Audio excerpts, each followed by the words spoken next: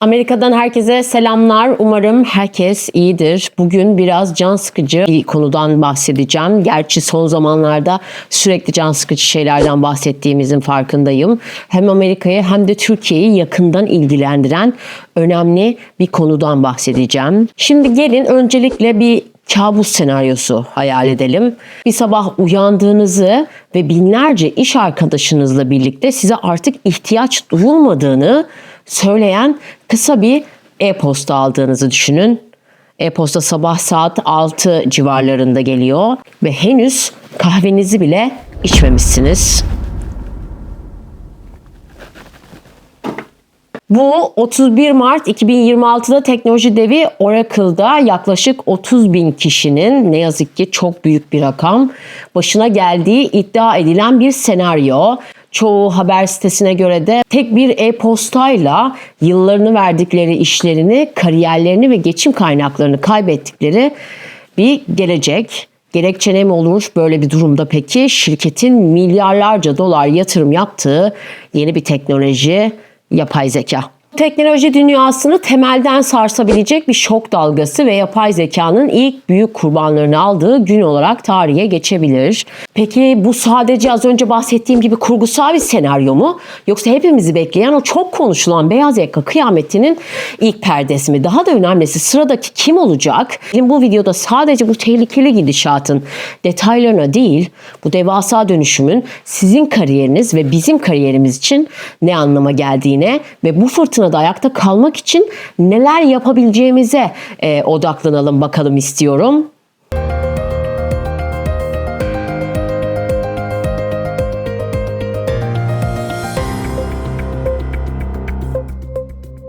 Gelin o kurgusal sabaha geri dönelim. Senaryomuza göre 31 Mart 2026 sabahı Oracle'ın farklı ülkelerdeki çalışanları Oracle liderliği imzalı uyarı yapılmaksızın gönderilmiş bir e-posta ile uyanıyorlar. E-posta kısa ve net, tahmin ettiğiniz gibi pozisyonunuzun daha geniş bir organizasyonel değişim kapsamında ortadan kaldırılmıştır. Bugün son iş gününüz. Şirket sistemlerine erişimleri anında kesilir. Bu şirketin küresel iş gücünün neredeyse %19'una denk gelen 30 bine yakın insanın bir anda işsiz kalması demek. Hatta bu devasa operasyondan en çok etkilenen ülkenin 12 bin kişinin işini kaybettiği Hindistan olduğu söyleniyor açıkçası. Zaten tahmin edilebilir. Çoğu ülkenin diğer ülkelerden Hindistan, Pakistan gibi çalışanlarının olduğunu biliyoruz. Peki Oracle gibi bir dev neden en tecrübeli çalışanlarını bir kalemde silebilsin? Böyle bir durumda şirketin yapacağı resmi açıklama kararının mevcut iş ihtiyaçlarının dikkatli bir şekilde değerlendirilmesi sonucunda alındığı yönünde olurdu muhtemelen. Ancak perde arkasındaki asıl neden işte o zaman çok daha farklı ve geleceğe dair önemli sinyaller veriyor olurdu. Gerçek neden Oracle'ın yapay zeka altyapısına yaptığı devasa yatırımlar olabilirdi mesela. Şirket yapay zeka ve veri merkezi altyapısı için milyarlarca dolar harcarken bu maliyetleri dengelemek için insan gücünü azaltmaya yoluna gidebilir, bunu seçebilir. Analistlere göre de bu tarz işten çıkarmalar şirkete yıllık 8 ile 10 milyar dolar arasında bir nakit akışı sağlayabilir.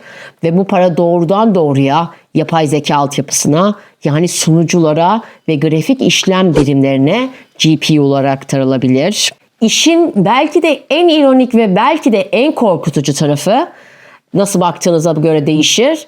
Böyle bir senaryoda işten çıkarılanların profili olurdu herhalde. Bunlar sadece çağrı merkezi çalışanları veya basit veri girişi yapan personel değil, aralarında kıdemli mühendisler ve mimarlar, veri tabanı yöneticileri ve operasyon liderleri gibi şirkette en az 10 ila 15 yıl arası tecrübeye sahip yüksek vasıflı profesyonellerin de olması demek. Şirketler artık açıkça bir mesaj veriyor aslında. Kodlarımızı ve sistemlerimizi artık insan mühendisler değil, yapay zeka modelleri yazıp yönetebilir. Yani denklem basit onlar için. Daha az insan, daha fazla yapay zeka. Ve böyle bir durumda piyasa bu kararı alkışlardı ne yazık ki. İşten çıkarmaların duyurulmasının ardından şirketin hisseleri artış gösterebilirdi. Wall Street için bu verimlilik ve karlılık demek, ancak on binlerce aile içinde bu belirsizlik ve gelecek kaygısı anlamına gelir. Olay bir şirketin zor zamanlarda aldığı bir karar olamazdı. Tam tersine rekor gelirler açıklanan bir çeyreğin hemen ardından bu karar alınabilirdi ve bu kriz yönetimi değil, bilinçli bir strateji değişimi olurdu. İnsan sermayesinin yapay zeka altyapısı uğruna feda edildiği, tarihte eşi benzeri az görülmüş bir sermaye tahsisi kararı. Videonun bu dakikasına kadar izleyenlerin biraz durmasını istiyorum. Gördüğünüz gibi konu oldukça karmaşık ve milyonlarca beyaz yakalının hayatını, kariyerini doğrudan etkiliyor. Peki siz bu konuda ne düşünüyorsunuz? Çevrenizde ya da bizzat kendinizin böyle bir şey başınıza geldi mi? Sizce yapay zeka iş dünyasında verimliliği arttıran bir asistan mı olmalı? Yoksa insan emeğini değersizleştiren bir tehdit mi? Düşüncelerinizi yorumlar bölümünde benimle paylaşın. Hepsini tek tek okudum. Artık az çok beni takip edenler biliyor. Bu tür teknolojik dönüşümleri ve küresel krizleri analiz etmeye devam etmek istiyorum. Ve kanalıma abone olmayı, bildirim zilini de açmayı lütfen unutmayın. Desteğiniz bu tarz videolarımın araştırmaları yapabilmem için gerçekten çok önemli. Şimdi kaldığım yerden devam ediyorum. Eğer bu sadece bir senaryo, beni etkilemez diye düşünenler olabilir. Çünkü videomu da öyle açtım. Belki de yanılıyor olabilirsiniz. Bu kurgusal olay buzdağının sadece görünen kısmı olabilir. Bu tüm teknoloji sektörünü ve hatta ötesini etkisi altına alan bir trendin en dramatik örneklerinden biri aslında. Peki bu durum sadece belirli şirketlere mi özgü? Bence kesinlikle hayır. Büyük resme baktığımda teknoloji sektörünün daha az personel, daha çok yapay zeka modeline geçtiğini net bir şekilde görüyoruz. Amazon, ki benim arkadaşlarım da Amazon'da çalışıyor ve böyle bir işten çıkarmalar silsilesi doğru. Google, Meta gibi devlerin hepsi yapay zeka yatırımlarını artırırken benzer yeniden yapılandırmalara gidiyor. İsveçli finans teknolojisi şirketi Klarna, 700 müşteri hizmetleri çalışanını işini yapabilen bir yapay zeka asistanı geliştirdiğini duyurdu. Dil öğrenme uygulaması Duolingo, çevirmen kadrosunun bir kısmıyla yollarını ayırdı. Çünkü yapay zekanın artık bu işi daha verimli yapabileceğini belirtiyor. Bu örnekler artık bir komple teorisi değil, şirketlerin bilançolarına ve yatırımcı sunumlarına yansıyan somut bir gerçek. Teknoloji şirketleri artık açıkça istihdam maliyetleri düşürüp bu kaynakları doğrudan yapay zeka altyapısına aktardıklarını açıkça söylüyorlar. Rakamlar da yalan söylemiyor. Sadece 2024'ün ilk aylarında bile on binlerce teknoloji çalışanı işini kaybetti ve bu yıl da devam ediyor. Şirketler gerekçe olarak kaynaklarını yapay zeka gibi stratejik alanlara kaydırma ihtiyacını gösteriyor. Şirketler bütçelerini insan maaşlarından yapay zeka yatırımlarına kaydırıyorlar haliyle. Bu durum özellikle yazılım geliştirme ve kodlama gibi alanlarda çalışanlar için bir alarm zili niteliğinde. Eskiden en güvenli ve geleceği parlak olarak görülen bu meslekler şimdi en büyük tehdit altında olanlar arasında. Çok da uzak değil. Ben buraya 3 yıl önce taşındığımda eğitim almak için geldiğim için Amerika'ya ne okumam gerektiğiyle ilgili araştırdığımda ve çevreye sorduğumda hep bu tarz meslekleri duyuyordum. Çünkü yapay zeka artık sadece basit görevleri otomatikleştirmekle kalmıyor. Aynı zamanda kod da yazabiliyor. Hataları ayıklayabiliyor ve karmaşık sistemleri yönetebiliyor. Yani artık zamanında bana söyledikleri gibi bu tarz meslekleri öneren kimseyi duyamıyoruz. Önce bahsettiğim kurgusal senaryodaki gibi kıdemli mühendislerin işten çıkarılması bu yeni dönemin en net kanıtlarından biri. Şirketlerin son zamanlarda inandıkları şey şu: bulut altyapısını yöneten yüzlerce insana ihtiyacımız yok. Onu yöneten yapay zekaya ve o yapay zekayı inşa eden küçük bir uzman ekibe ihtiyacımız var. Durum haliyle böyleyken yeni hedef kim? Sanayi devrimleri kas gücüne dayalı mavi yaka işlerini hedef almıştı. Traktörler çiftçilerin, montaj hatları fabrika işçilerinin yerini almıştı. Ancak bugün yaşadığımız yapay zeka devrimi çok daha farklı bir hedef seçti. Bilgiye ve beyin gücüne dayalı beyaz yaka işçileri, muhasebeciler, analistler, yazılımcılar, metin yazarları, hatta yöneticiler. Bu kez fırtınanın merkezinde üniversite mezunu ofis çalışanları var. Geçen haftalarda paylaştığımız bir Sora videosu vardı. Hollywood'daki kreatif yazarların ve yönetmenlerin rahat bir nefes aldığını söylemiştik. Çünkü Sora aniden kapatma kararı almıştı. Bu videoyu da izlemek istiyorsanız tam olarak buraya sağ köşeye ya da sol köşeye olsa gerek koyuyor olacağım. Çekerseniz Sora videomu da izleyebilirsiniz. Peki konuya dönersem, neden yapay zeka artık sadece tekrarlayan ve rutin görevleri otomatikleştiren bir teknoloji değil? Üretken yapay zeka modelleri sayesinde artık içerik üretilebiliyor, veri analizleri yapılabiliyor, raporlar hazırlanabiliyor, karmaşık yazılımlar geliştirilebiliyor ve hatta stratejik önerilerde bile bulunabiliyor. Eskiden bir insanın saatlerini, günlerini alan işler şimdi dakikalar içinde yapılabiliyor. Şirketler için bu görmezden gelinemeyecek kadar büyük bir verimlilik ve maliyet avantajı demek. Geleceğe dair tahminlerse çok daha çarpıcı. Goldman Sachs'ın bir raporuna göre üretken yapay zeka küresel ölçekte 300 milyon tam zamanlı işi etkileyebilir. Bu sadece teknoloji sektörünü değil, finans, hukuk, sağlık ve eğitim gibi birçok beyaz yaka ağırlıklı sektörü de derinden etkileyebilecek bir dönüşüm içerisinde. Bu durumdan en çok etkilenecek olanların başındaysa kariyerinin başındaki yeni mezunlar geliyor.